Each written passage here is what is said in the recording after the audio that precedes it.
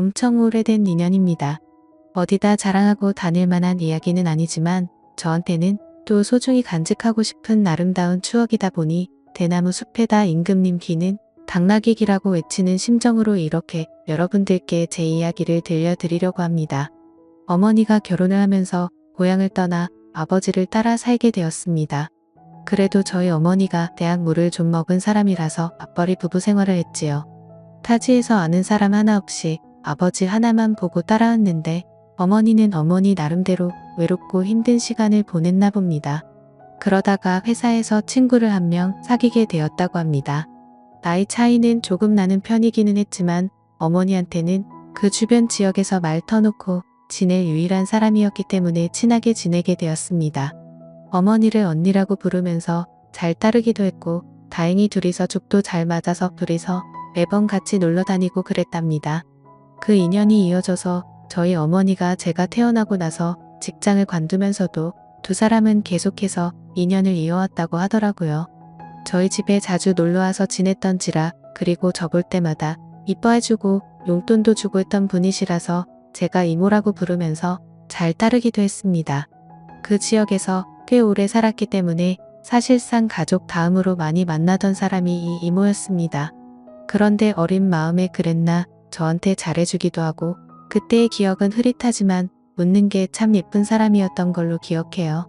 키도 작았고 동안에다가 얼굴도 작은 여리여리하던 스타일이라서 어느 정도 제가 크고 나서는 오히려 제가 덩치가 더 크게 되더라고요. 제가 서울에 있는 대학교에 합격하면서 저희 아버지도 은퇴를 하시게 되었고 그렇게 저희는 온 가족이 삶의 터전을 서울로 옮겨가게 되었습니다. 서로 한국 땅 안에 있는데 못 만날 게 어딨냐며 어머니와 이모는 아쉬워하기도 했습니다. 하지만 무엇보다 제가 더 이상 엄마의 친구이자 이모라고 따르던 하지만 속으로는 내심 여자로서 좋아하고 있던 그녀와 떨어지게 되니 그 부분이 가장 아쉬웠습니다. 그녀 또한 제 손을 잡으면서 건강하게 잘 지내라면서 눈물까지 흘려줘 그날 그때의 얼굴이 아직도 기억에 선명하게 남아있습니다. 그 영향을 받아서 저는 지금도 솔직히 니시 혹은 연상 취향이 굳어지게 되었습니다.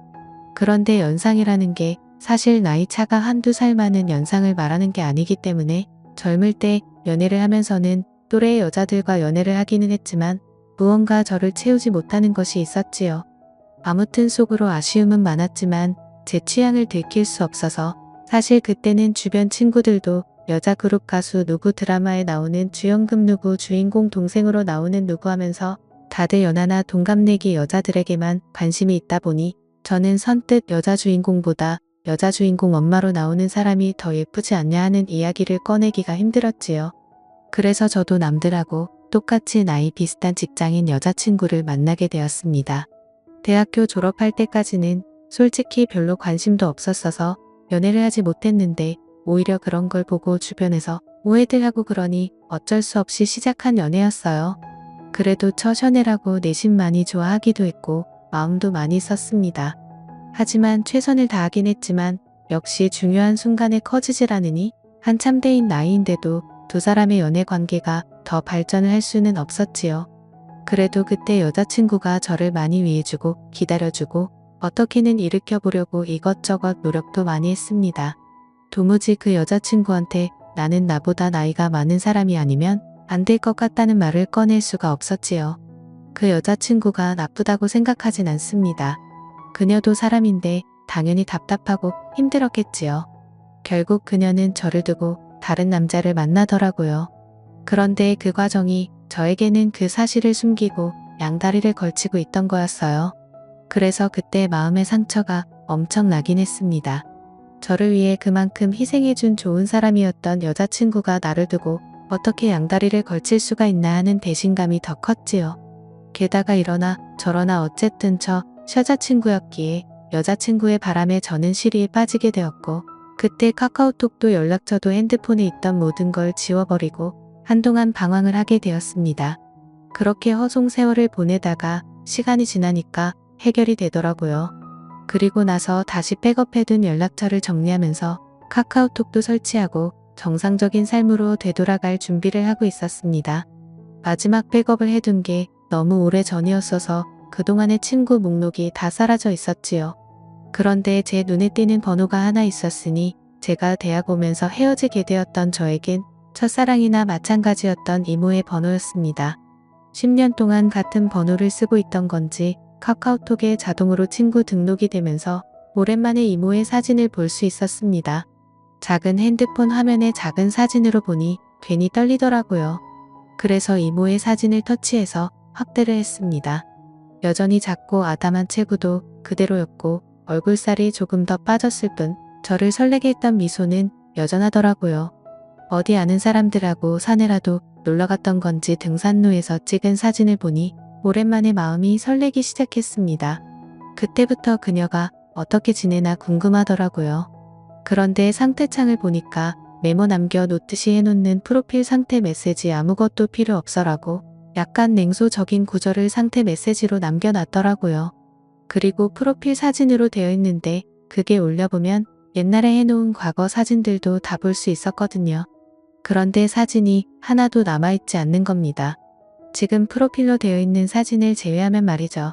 그때 직감적으로 이모에게 무슨 일이 있는 건가 하는 생각이 들었습니다. 제가 여자친구한테 받은 상실감 때문이었을까요? 아니면 그 여자친구가 그렇게 노력을 하며 오랫동안 사랑을 나누는데도 한 번을 재구실을 못했던 게 사실은 마음속에 오래전부터 그녀를 품고 있었기 때문이었을까요? 무작정 짐 싸들고 이모가 살고 있는 예전 그 동네로 향했습니다. 하도 오랫동안 이어온 인연이다 보니 어디 사는지도 다 알고 있었는데 이모 집에 찾아가니 모르는 사람이 나오더라고요. 10년 이모와 떨어져 지낸 시간이 10년이고 강산이 변한다는 세월이긴 하지만 체감상 그렇게 오랜 시간이 지난 것 같지 않은데 집부터 바뀌어 있으니 당황스러웠습니다. 그녀가 보고 싶어 찾아간 동네였으니 그녀를 찾아 헤매을 봐야 단도직입적으로 그녀에게 대놓고 연락을 해봐야겠다는 생각이 들었어요. 멀리 떨어져도 얼굴 못 보고 지낼 일이 있냐고 했었지만 정말 거짓말같이 매일매일 만나던 이모였는데 이사 가자마자 10년 동안 그냥 아예 남이 되어버렸었거든요. 내 번호가 저장이나 되어 있으려나 사실 큰 기대를 하지 않았는데 이모는 전화를 받자마자 제 이름을 불러주더라고요. 이렇게 반갑게 맞이해 줄 거면 왜 지난 10년 동안 모르는 사람처럼 지내었는지 제가 얼마나 이모를 보고 싶었는지 몰랐나 싶기도 하더라고요. 이모와 저는 오랜만이라며 엄마는 어떻게 지내니 학교는 졸업 잘했니 회사는 다니니 등등 별 시섭지 않은 안부를 물으며 한참 동안 대화를 나눴습니다. 그러다가 이모도 제가 갑자기 연락을 한 이유가 궁금해졌는지 오랜만인 건 좋은데 무슨 일 있는 거냐고 왜 연락을 했냐고 물어오더군요.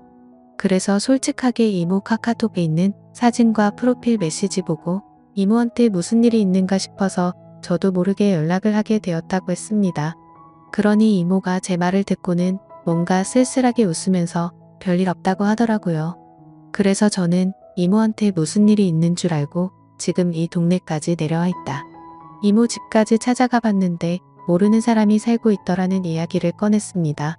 그러니 이모가 조금 놀란 눈치더라고요. 사실 카카오톡 상태 메시지만 보고 누가 이렇게 멀리서부터 찾아오는 일은 거의 없는 일이잖아요. 오겠다고 대화를 했던 것도 아니고 심지어 제가 제 또래의 여자한테 이렇게 했으면 이모도 이해나 할 만한 상황이겠지만 다른 사람도 아니고 저와 이모의 나이차와 사이였으니 말입니다. 밖에서 한 1시간 정도를 기다렸나 이모가 헐레벌떡 제가 있는 곳까지 나오더라고요. 그래도 그 와중에 제 마음을 눈치라도 챈 것인지 화장도 싹 하고 머리도 다듬어져 있는 게 조금 멋을 내고 나온 것 같았습니다.